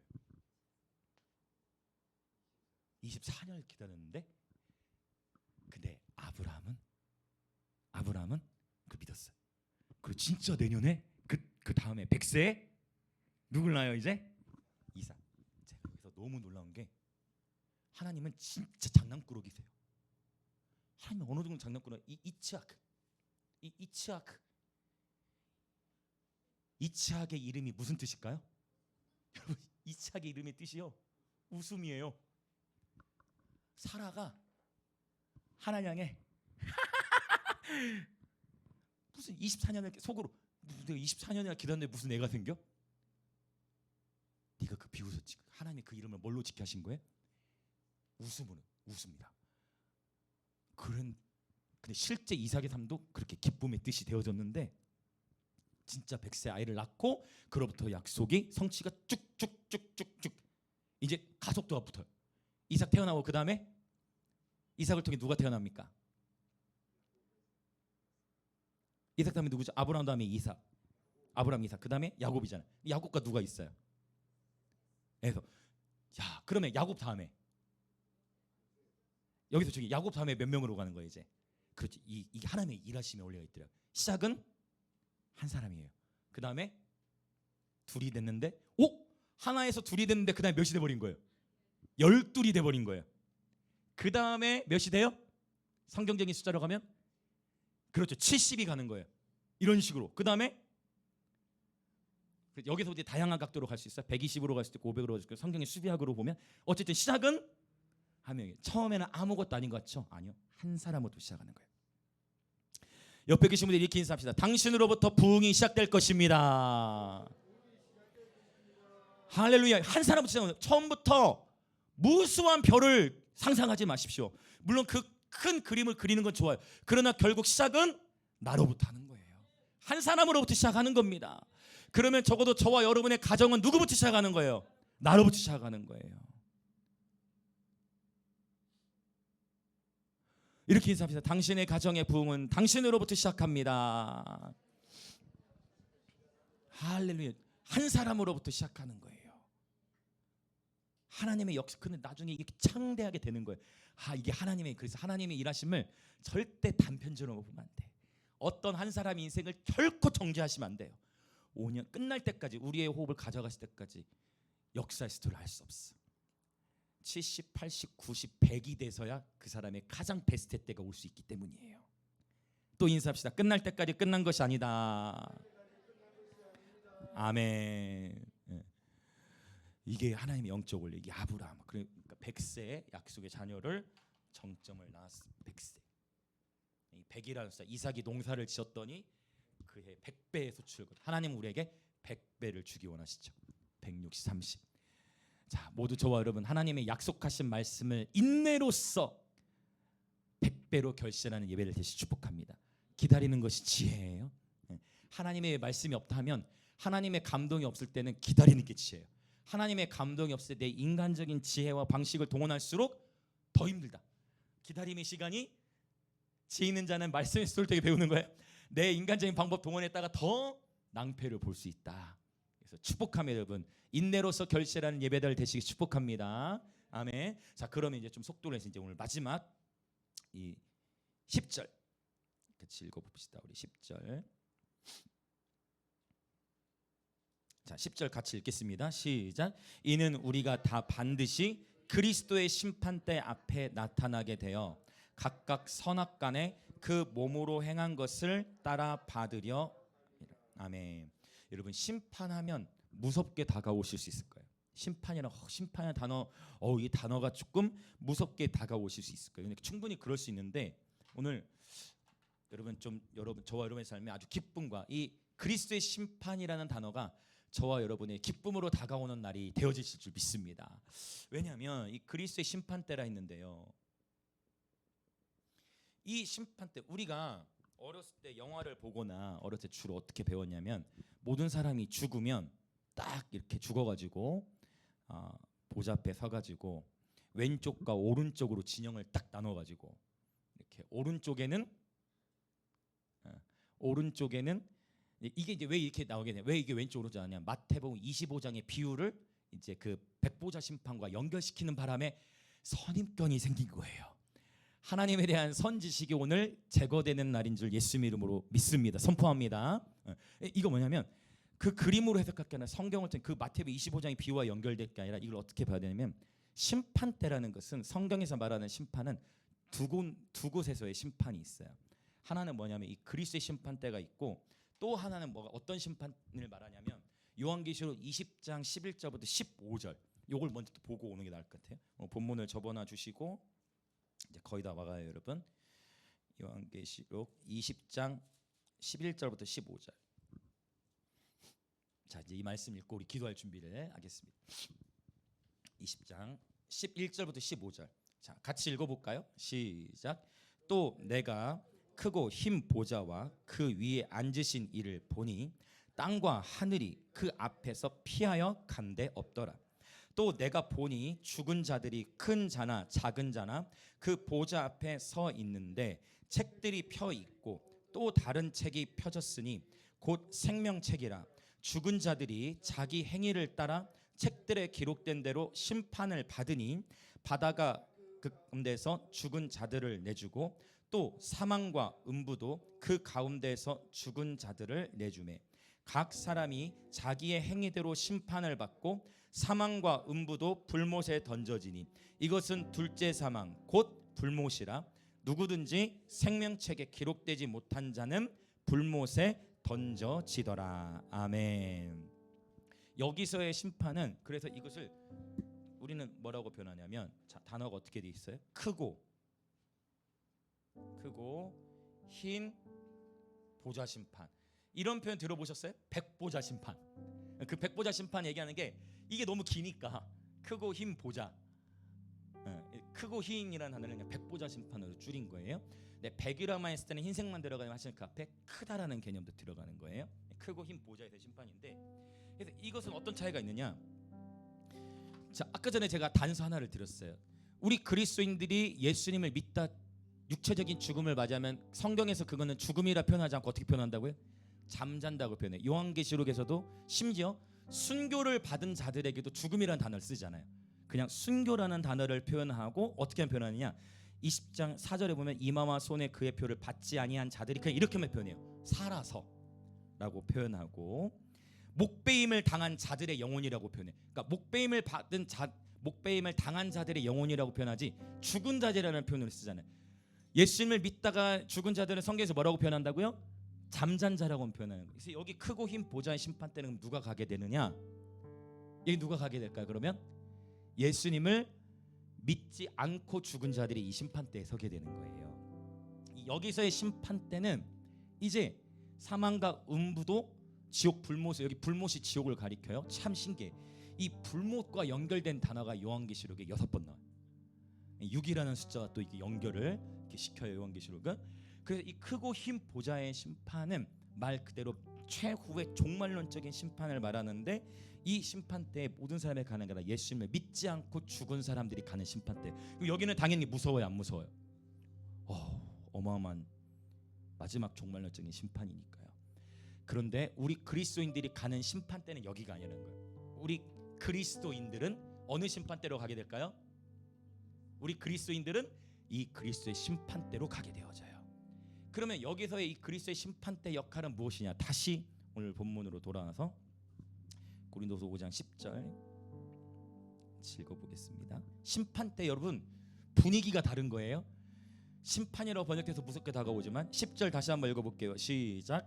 이는 우리가 다 반드시 그리스도의 심판대 앞에 나타나게 되어 각각 선악과대 그 몸으로 행한 것을 따라 받으려 함이라. 아멘. 여기서 받다라는 표현은 뭐냐면 리워드, 상 주는 걸 말해요. 그러니까 여기서 말하는, 그러니까 여러분이 이제 오늘부터 이거를 인식하셔야 돼요. 내가 죽으면 천국 갈까 지옥 갈까 이런 거 헷갈릴 것이 아니라, 오늘 지금 저와 여러분이 하나님의 임재 안에 거하고 있고 주님과 동행하고 있다면, 저와 여러분이 예수 그리스도를 영접하고 그분 안에 거하고 있다면, 때로는 어느 정도 실수를 할 수 있지만 우리는 다 그리스도의 심판대 앞에 가게 되는 거예요. 물론 구원은 받은 은혜에 대해서 감사하는 삶을 살아야지, 방종된 삶을 살면 한번 받은 구원도 마귀가 두루 삼킬 자를 찾고 있다 했잖아요. 택하신 자들도 미혹하게 했다 했잖아요. 그래서 늘 깨어 있어야 되는 거예요. 이건 중요한 원리인데, 심판대 앞에 설 것에서 두려움으로 나아가는 게 아니라, 이 그리스도 앞에서는 믿는 자들에서는 심판대는 뭐를 주는 심판대다? 상 주는 심판대예요. 사실은 이 번역은 심판대보다는 약간 그리스도의 시상식, 그리스도, 이게 헬라어 베마라는 단어인데, 그리스도의 시상식, 그리스도의 뭐라고 할 수 있을까요? 여러분만이 좀 뭘 해보세요. 그리스도의 심판대가 맞지만 나쁜 심판의 의미가 아니라 상급을 결정하는 그런 심판대이기 때문에 오늘 저는 여러분에게 권면드려요. 여러분, 그리스도의 심판의 날을 사모하시기 축복합니다. 왜냐하면 목사님, 그래도 목사님, 제가 예전에 그 용엄하신 분, 기도 하루에 한 10시간 하시는 목사님이 그 천국에 가면은 이 땅에서 지은 죄 그거 나쁜 것도 다 비디오로 보여준다던데, 그런 생각을 하셨을 때 들은 적도 있겠지만, 진리로 인해 오늘 모든 선입견들이 제지시기 축복합니다. 분명히 제가 새 언약에 대한 말씀 나누면서 말씀드렸어요. 하나님의 말씀이 우리의 영의 신비에 새겨지고 새 언약의 백성된 축복 속에서 살아가면 하나님 어떻게 하신다 하셨어요? 그 죄악을 다시는 기억지 아니한다 했잖아요. 여러분, 아무리 여러분 앞으로도 용험하다 하는 분들이 여러분에게 기도를 해주는데 그게 성경적이지 않을 때는, 오히려 여러분이 두려움을 줄 때는 그건 하나님의 마음이 아닐 수 있다는 걸 기억하셔야 돼요. 그게 바로 이세벨이에요. 이세벨. 무슨 말 이해되시죠? 아무리 기도를 몇 시간 하더라도 중요한 건 진리의 기준이에요. 그러니까 보는 게 중요한 게 아니에요. 얼마나 많이 환상을 보느냐가 중요한 게 아니에요. 얼마나 많이 보느냐가 중요한 게 아니에요. 중요한 건 하나님의 진리의 말씀이에요. 이 진리만이 절대 기준이에요. 여러분이 이 진리를 강하게 붙드시면 오히려 여러분은 보지 못하기 때문에 더 멀리 갈 수 있어요. 귀인 자는 성령이 교회들이 하신 말씀을 들을지어다. 보이게 되면 보이는 영역에 의해 확신은 가질 수 있지만 보이는 것에 제한이 될 수 있어요. 눈에 뵈는 게 없으면 갈 바를 알지 못하고 가는 거예요. 어느 정도에 내가 보이게 되면 내가 계산할 수가 있고 계산해 버리는데 눈에 오히려 보는 그게 제일 무서워. 뵈는 게 없는 사람이 제일 무서워. 보이는 게 없으니까 그냥 에라 모르겠다. 한 번뿐인 인생 뭐 그 그까이 있고 그냥 가자. 그러면 못 먹어도 고다. 가자 그냥 간다. 그냥 가는 거야. 보이잖아.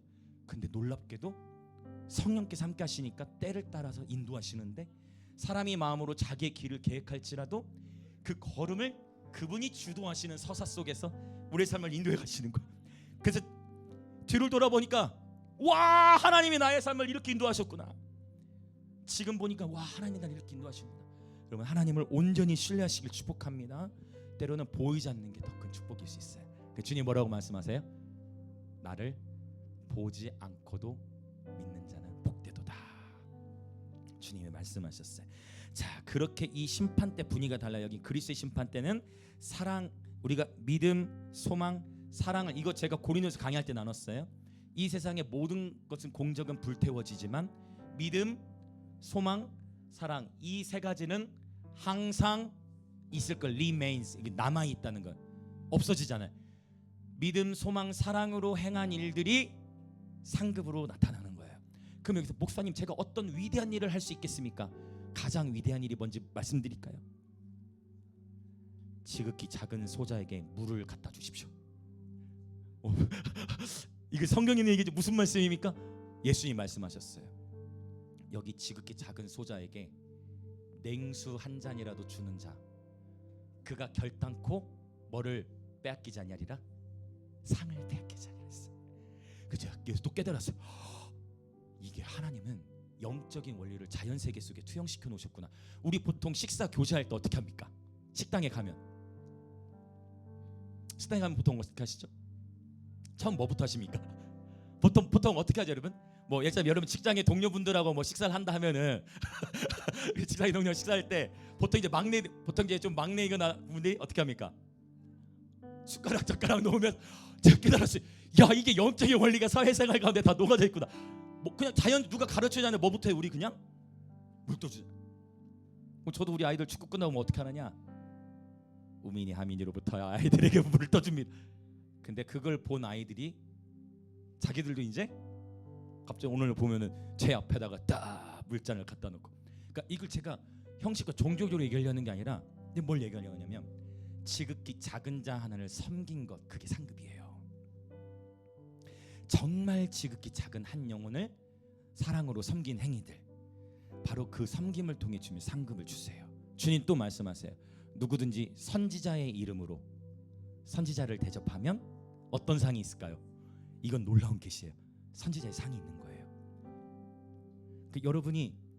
여러분이 누군가 나를 존중해 줬으면 좋겠다. 나도 좀 어떤 공동체나 어떤 조직이나 팀 안에서 존중받고 싶다. 그러면 어떻게 하면 될까요? 먼저 내가 존중받길 기다리는 게 아니라 내가 먼저 물을 뜨기 시작하는 거야. 이게 비유로 말씀드린 거예요. 그렇다고 막 물 떠올라 그런 의미가 아니라 비유로 말씀드린 거예요. 물리적인 거 영적인 걸 섞어서 내가 먼저 섬기는 거예요. 그러면 그래서 제가 깨달아요. 존중은 섬김을 통해 오는 거예요. 존중은 섬김을 통해 나타나요. 내가 섬길 때 존중이 오는 거예요. 또 인사합시다. 존중은 섬김을 통해 나타납니다. 그렇죠. 그래서 그렇게 섬김을 통해서 작은 자를 섬긴 거, 그게 상급으로 하늘에 주어지는 거예요. 여러분 정말 축복합니다. 하늘의 상급을 쌓기 시작하십시오. 그래서 저는 아이들 한 명 한 명 섬길 때도 그 정신으로 섬겨요. 앞으로 얘가 하나님 어떻게 사용하시 모르는 이 아이 내게 맡겨주셨으니, 적어도 우리 교회로 보내주셨으니, 우리 하나님 우리에게 공동체로 보내주셨으니 그 한 영혼을 하나님이 내게 맡겨주실 때까지 최선을 다해서 섬기는 거예요. 그러면 그게 제가 그 사람에게 잘 보려고 하는 걸까요? 아니요. 왜냐면 때를 따라서 어떤 경우는 아시잖아요. 우리 철진이, 제가 이 아이 같이 섬기느라 오랜 시간을 같이 섬겼어요. 정말 말씀 그대로 오리를 가자면 십리를 가고, 그 수많은 섬김 속에서는 지금도 후회가 없어요. 근데 이 아이가 어느새 신학교를 다니고 자기 꿈이었던 결혼도 하고 잘 지내고 있죠. 근데 서울로 이동을 했잖아요. 그러나 그것이 저에게 서운함이 아니라 저는 저의 양심으로 제가 말씀드려요. 저는 제 마음이 기뻐요. 왜냐하면 제가 최선을 다했거든요. 후회가 없이 제가 섬기고 사랑했거든요. 후회가 없어요. 그래서 여러분, 후회 없이 사랑하시길 축복해요. 그래서 후회 없이 사랑하고 섬기시길 축복합니다. 내일 우리에게 없을 수 있잖아요. 나에게 내일이 없을 수 있잖아요. 오늘이 마지막일 수 있잖아요. 그래서 절대 오늘이 마지막인 것처럼 사랑하며 섬기시길 축복합니다. 후회 없이 최선을 다해 사랑하면 후회가 없어요. 하나님이 새로운 계절을 철진에게 여셨을 때 철진에게도 기쁨이지만 그것이 저에게도 기쁨과 축복이 되어지는 것이에요. 그것처럼 자, 상급. 그러나 저는 그렇게 섬겨서 지금 우리가 철진은 육체적으로 떨어져 있지만 저는 제가 철진이 섬기면서 하나님 앞에서 제 혼자 울고 씨름하고 이 아이를 보호하게 했었던 그 모든 상급을 주님께 받을 겁니다. 저는 주님께 받을 겁니다. 제가 이 아이가 오리를 가자 할 때 10리만이 아니라 20리를 가고 이 아이를 세워가기 위해 헌신했던 그 모든 가치 저는 하나님께 받을 겁니다. 하나님 다 갚아주실 거예요. 그리고 저는 제가 가지고 있는 욕심은 이 심판대 앞에서 제가 받고자 하는 주님의 상급이 있는데 여러분 바로 그거예요. 여러분 사랑, 믿음, 소망, 사랑을 통해 여러분 섬기신 것을 통해 그리스도의 심판대에서 여러분의 상급이 주어질 것입니다. 이제 한 사람 이야기를 더 하고 마칠 거예요. 누구 얘기하냐면 역시 히브리서 11장으로 가요.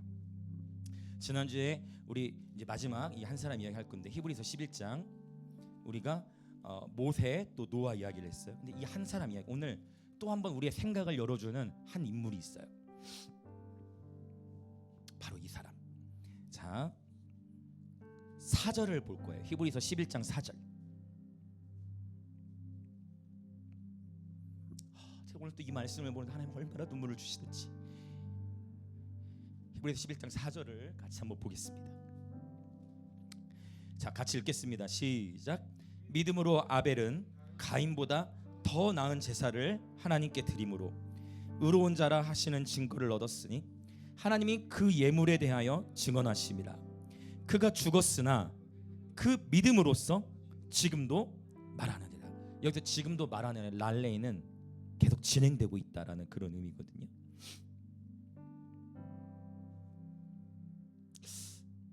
충격적인 것은 가인과 아벨이 다 하나님께 예배를 드렸는데 하나님이 아벨의 예배를 받으셨어요. 가인 마음 안에 뭐가 일어나겠어요? 가인 마음 안에 미움과 다툼, 또 시기, 질투함이 있어요. 그것을 왜 하나님은 내 예배를 받지 않으셨을까 하고 회개하고 주님께 여쭈는 자리로 가는데 그게 아니라 내 마음이 뭐에 사로잡혀요? 시기와 질투에 사로잡히니까 계획적으로 누구를 죽입니까? 바로 자신의 친 동생인 아벨을 죽이는 거예요. 그 아벨을 죽였어요. 인간적으로 보면 아벨이 보세요. 자, 인간적으로 먼저 보면 누가 불쌍해요? 인간적으로 보면 아벨이 너무 불쌍한 거예요. 인간적으로 보면요, 아벨이 너무 불쌍한 거예요. 아벨이 잘못한 거라는 거는 인간적으로 아벨이 잘못한 거라고는 하나님 앞에 정말 순수하게 예배드렸어. 하나님 앞에 그냥 진심을 다 예배드린 것뿐이에요. 근데 누가 죽었어요? 아벨이 죽은 거예요. 세상의 기준으로는요, 아벨이 제일 불쌍해. 아벨이 제일 불쌍해. 그러면 여기서 우리는 우리 인간의 경험에, 우리 인간의 지식을 넘어서는 차원의 하나님의 사랑이라는 건 뭐냐? 가인이 너무 두려운 거예요. 가인이 뭐가 두렵냐? 자기가 아벨에게 했던 행동으로 인해 하나님이 자기를 심판하실 거다는 두려움이 사라져요. 근데 우리 하나님이 어떤 분이시냐? 하나님이 이제 그 후로도 아벨 이후에 또 셋도 낳고 이제 자녀들이 계속 낳았잖아요. 가인이 뭐가 두려워요? 자기가 아벨 죽였던 게 소문나서 자기가 복수당할까 봐. 근데 하나님 어떻게 제정하세요? 하나님 어떻게 말씀하십니까? 가인을 죽인 자는, 여기서 보세요, 아벨을 죽인 자는이 아니라 가인을 죽인 자는 벌을 7배나 받을 것이다. 아벨을 죽인 자 벌 받는다고 얘기한 게 아니라 아벨이 죽임을 당했다는 거예요. 그런데 가인을 죽인 자는 벌을 7배나 받을 것이다.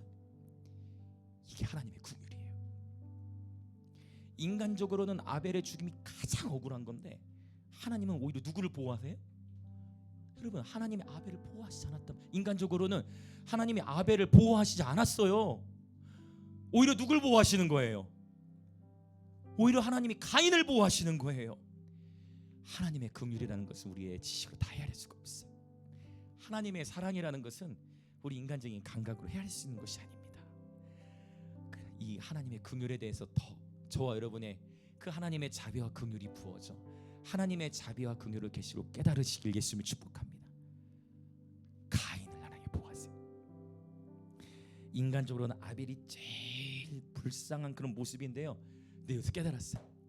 가인이 아벨의 육체는 죽였는데, 히브리서 지금 이 실제 4절에 뭐라고 말씀하세요? 가인이 분명히 아벨의 육체는 죽였지만 뭐는 못 죽였어요.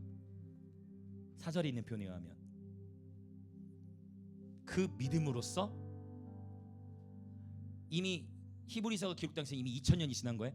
그 믿음으로써 아벨의 육체는 죽었지만 그 믿음으로써 지금도 뭐라고 돼 있으면 지금도 말하느니라. 할렐루야. 아벨은 말하고 있는 거예요. 할렐루야. 이해되십니까? 이게 인간적으로는 아이고 세상에 태어난 지 얼마 안 됐는데, 인간적으로는 우린 항상 세속적인 가치, 이 땅의 가치로 보니까 이 세상을 얼마나 오래 살았느냐가 복을 기준으로 보는 거예요. 이 세상은 얼마나 오래 살았냐의 기준으로 보면 아벨이 정말 죽었지만, 영원한 관점에서 보면 아벨은 최초의 순교자요, 그리스도의 심판대에서 아벨이 받는 상급은 어마어마한 영광이 있을 거예요. 뿐만 아니라 아벨은 지금도 그의 믿음으로써 뭐 한다고요? 우리에게 말하고 있는 거예요. 이미 그때로부터 약 6000년의 시간이 지나갔는데도 지금도 아벨의 피는 우리에게 말하고 있는 것입니다. 아벨은 지금도 증언하고 있는 거예요. 여러분, 이것은 우리 땅의 관점에서 이해할 수 없어요. 왜냐? 육체도 죽었으니까 아벨은 끝났다고 생각해요. No, 아벨의 삶은 끝나지 않았어요. 이것은 저와 여러분의 삶에도 해당이 된다라고 믿습니다. 여러분, 그래서 우리에게 호흡을 주셨을 때 최선을 다해 삶을 살아내시길 축복해요. 생명의 주권이 하나님께 있어요. 주님이 우리를 부르시면 우리는 가는데 걱정하지 마세요. 아이고 내가 이 세상을 너무 조금 살다 주님 만나러 가는 것 같은데, No! 하나님 보시기, 여러분, 사명이 있는 한 죽지 않아요. 아벨에게 주신 주님의 사명은 뭐였을까요? 만약 아벨이 이 땅에서 해야 할 더 큰 사명이 있었으면, 저는 그렇게 확신해. 아벨을 통해 아벨의 삶에 하나님이 디자인하셨던 그 사명이 더 있었다면 아벨을 어떻게 해서든 보호하셨을 거예요. 여러분, 참새 한 마리도 땅에 떨어진 걸 하나님이 허락하지 않는 분인데, 아벨의 생명, 하나님이 아벨의 예배를 얼마나 기뻐하셨는데 아벨을 보호하시지 않았을까요? 하나님이 아벨의 예배를 얼마나 기뻐하셨는데요. 저 하찮아 보이는 미조물인 참새 한 마리도 하나님의 허락이 않으시면 죽질 않는데요, 하나님은 아벨을 보호하지 않으신 게 아니고 아벨의 삶을 제물로, 하나님은 아벨의 삶을 바로 순교자의 영광으로 받으신 거예요. 그리고 아벨은, 다시 말씀드려요, 죽은 게 아니에요. 그가 육체로 잠든 것이지만 그의 삶은 지금도 말하고 있는 거예요. 어떠한 인생, 인간적으로는 가인이 제일 더 보호받으니까 더 멋진 것 같죠? 아니요. 아벨의 삶이 복이었어요. 그리고 한 가지가 더 있어요. 아벨이, 저는 이 아벨만큼 이 땅에 산 사람 중에 이와 같이 이런 표현을 쓰인 사람은 아벨밖에 없는데, 그게 뭐냐? 12장 24절 12장 24절을 같이 읽고 기도하겠습니다. 자, 시작. 예수와 및 아벨의 피보다 더 나은 것을 말하는 뿌린 피니라. 할렐루야. 아벨의 피보다 더 나은 것을 말하는 뿌린 피다. 당연히, 그러면 이건 명백하죠. 일단 기초적인 건 뭐냐면, 당연히 아벨의 피가 더 나아요, 예수의 피가 더 나아요? 이건 비교할 가치가 없어요. 당연히 예수의 피가 완전한 거예요. 할렐루야. 이건 기초적인 거고. 근데 제가 오늘 여러분과 나누고자 하는 주님의 마음은 뭐냐면, 이건 기초예요. 기초. 그걸 말하는, 그건 누구나 아는 거예요. 당연히 인간의 피와 예수의 피가. 그러나 오늘 제가 나누고자 하는 건 뭐냐면, 이 땅에 어떠한 사람도 예수의 피에 비교된 사람이 없어요. 아벨밖에. 당연히 예수의 피가 완전하시죠. 그런데 제 얘기는 뭐냐면, 당연히 그분이 완성을 이루셨지만 감히 예수의 피와 비교 대상에 놓인 유일한 사람이 있으니 그 대상이 바로 아벨이라는 거예요. 이 영광이라는 것은 어마어마한 거예요.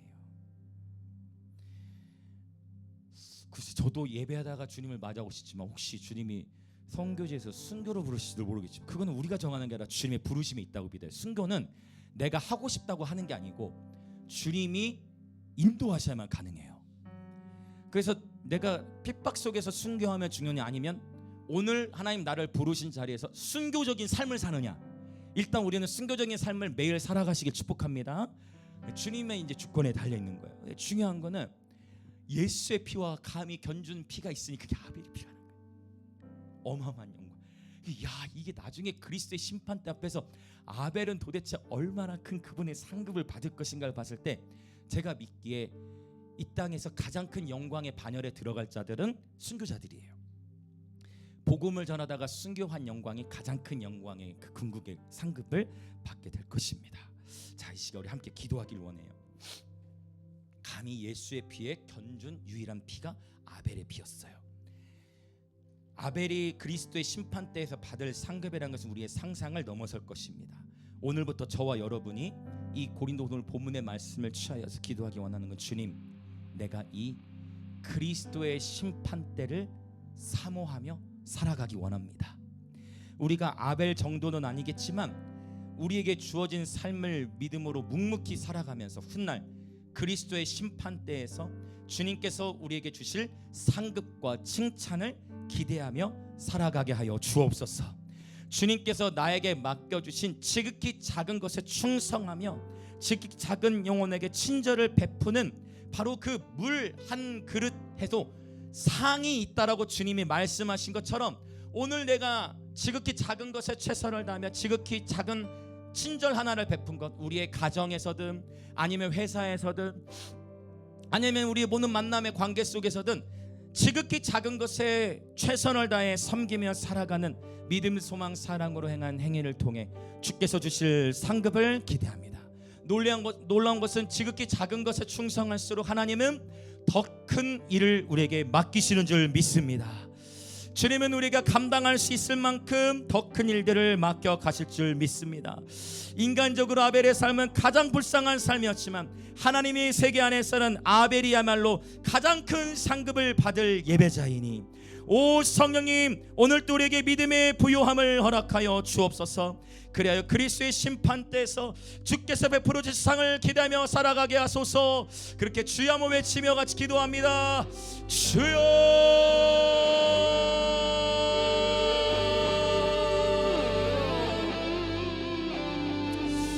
예, 할렐루야. 예수님, 오늘 그리스도의 심판대에 대한 모든 오해가 걷어지고 그리스도의 심판을 사모하기 시작하는 날을 되게 하소서. 예수님, 우리는 항상 큰 것을 원하고 우리는 항상 성공을 원하지만 진정한 성공은 오늘 내가 할 수 있는 지극히 작은 것에서 지극히 작은 한 영혼을 사랑하고 섬기는 아버지, 작은 것에 내가 할 수 있는 조그만 것에 진실된 삶을 살아갈 수 있도록 주님 축복하여 주시옵소서. 예, 성령님, 오늘 우리의 마음을 주님께 드립니다. 지극히 작은 것 하나하나 믿음으로 행한 행위, 소망으로 행한 행위, 사랑으로 행한 그 모든 섬김을 통해 그리스도의 심판대에서 열매 맺게 하실 주님의 상급을 기대합니다. 할렐루야. 주님의 기쁨이 아멘. 예.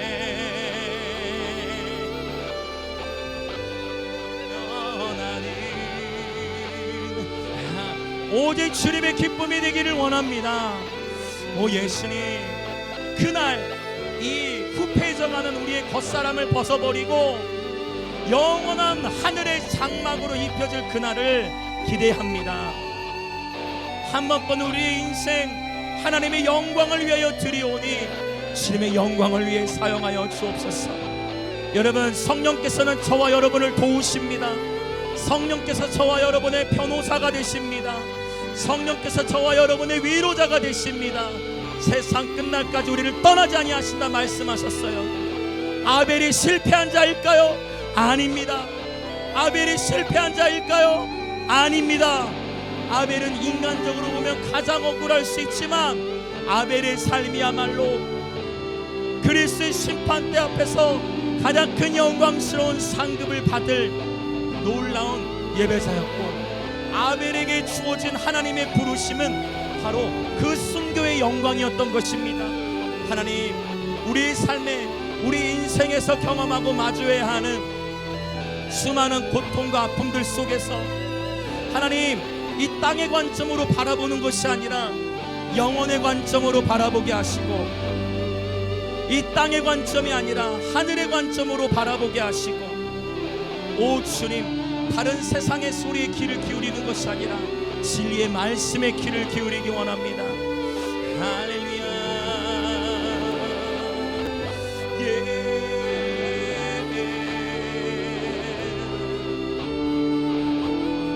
오 예수님, 오직 주님의 마음을 우리에게 부으사 우리에게 넘치도록 부활의 소망을 주셨사오니 우리의 겉사람이 후패해져 가는 것은 막을 수 없고 자연스러운 것이지만 우리의 속사람은 진리의 말씀과 그리스도의 사랑 안에서 날마다 새로워지게 하소서. 아버지, 다른 많은 것에 실수가 있을지라도 사랑에는 실패가 없게 하시고, 다른 많은 것에 실수와 실패가 있을지라도 사랑에는 실수가 없게 하소서. 결코 후회가 없는 삶을 살게 하소서. 할렐루야.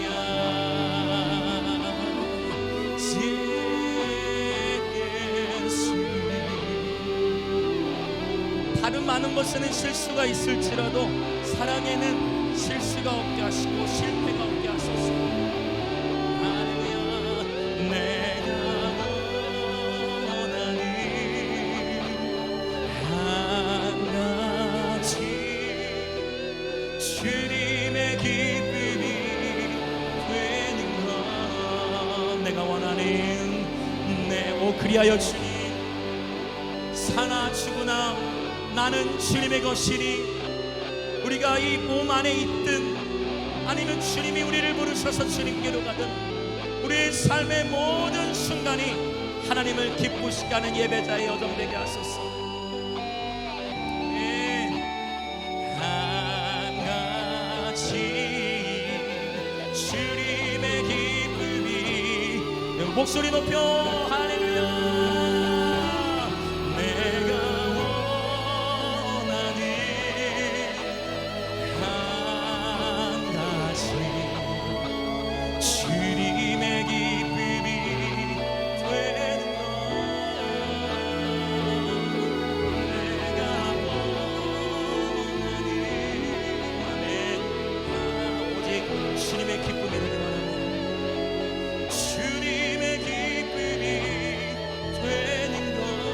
원하는 한 가지, 내가 원하는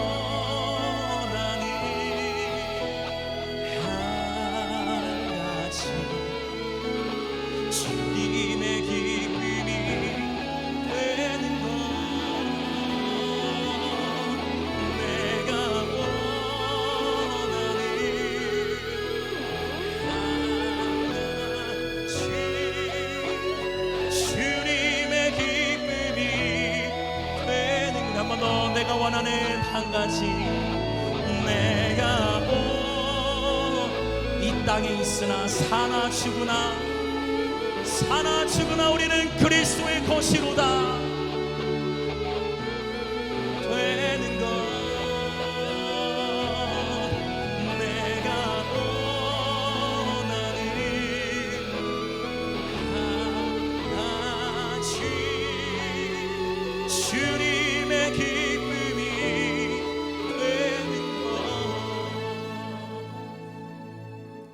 사랑의 주 하나님,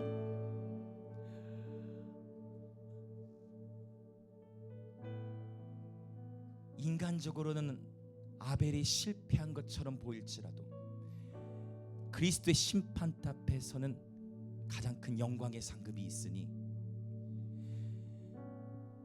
하나님이 우리 인생을 부르셔서 각 사람에게 믿음의 분량을 주시고 거주의 한계를 정하시고 아버지 각 사람을 향한 각 개인을 향한 놀라운 부르심을 창세전부터 그리스도 안에서 예정하셨으니 하나님, 우리의 모든 생명이 주님의 손안에 있음을 고백합니다. 하나님께서 이 땅에서 우리의 호흡을 다시 가져가실 때까지 오늘의 하루도 사명을 감당하도록 주님 주신 선물이오니 오늘의 하루도 후회 없이 사랑하며 살아가게 하시고 오늘의 하루도 후회 없이 믿음과 소망으로 행하게 하시며 지극히 작은 자를 섬기고 아버지 사랑을 실천하는, 그렇게 우리의 삶에 관계된 모든 이들 가운데에 그리스도의 선하심을 나타내고 증거하는 예배자들로 축복하여 주옵소서. 무엇보다 아버지 이 자리에 있는 모든 예배자들을 축복하여 주시되 이 땅에서의 축복만이 아니라 내세의 축복을 바라보며 내세를 향해 바라보며 하나님이 주신 영원한 상급을 바라보며 살아갈 수 있도록 믿음의 부요함을 허락하여 주옵소서. 어느 누구도 믿음의 경주에서 나고자가 없게 하시고 인내로서 이 모든 경주를 그리스도 예수의 날까지 마치게 하여 주옵소서. 인내로서 우리 앞에 주어진 이 예배자의 삶, 인생의 경주를 아름답게 마칠 수 있도록 아버지 주님이 이 땅에 재림하셔서 이 세상의 일들을 정리하시든 아니면 우리를 개인적으로 부르셔서 우리가 주님 앞에 먼저 가든 한 번뿐인 인생 하나님의 영광을 위해 살아가게 하시고 우리의 호흡이 닿을 때까지 결코 후회 없는 예배자 여정 되도록 축복하여 주시옵소서. 성령님, 오늘도 주님 앞에 감사와 기쁨의 예물을 드립니다. 주님, 이 예물을 축복하시되 하늘에 이 예물을 드린 지체들에게 하늘의 신령한 복과 땅의 기름진 복으로 축복하여 주시고 주의 몸된 교회는 아버지 우리에게 여러 다양한 사명과 사역을 맡기셨사온데 아버지 이 도시를 섬기는 사명, 또 앨범 작업을 통해 다음 세대를 세우는 문화 사역, 또 이 도시를 넘어 또 대한민국, 또 인도와 감비아, 또 열방을 더욱 넘치도록 섬길 수 있는 재정의 기름을 부어 주옵소서. 지금은 우리 주 예수 그리스도의 은혜와 하나님 아버지의 놀라우신 사랑과 성령 하나님의 감화 감동 교통하심이 오늘 그리스도의 심판대를 이제 사모하기 시작하여 오늘 내가 지극히 작은 것에 최선을 다하고 즐겁게 섬기며 심은 그 모든 것들이 하늘의 상급으로 주어질 것을 기대하며 믿음과 소망, 사랑으로 실천하며 삶을 살아가기로 기쁨으로 결단하는 한 번뿐인 인생 하나님의 영광을 위하여 즐거이 헌신하며 기쁨으로 드리기로 결단하는 우리 영광임재교회 모든 성도들과 오늘 이 예배에 참여하고 있는 그리스도의 몸의 모든 지체들 가운데에 지금으로부터 영원토록 함께 있을지어다.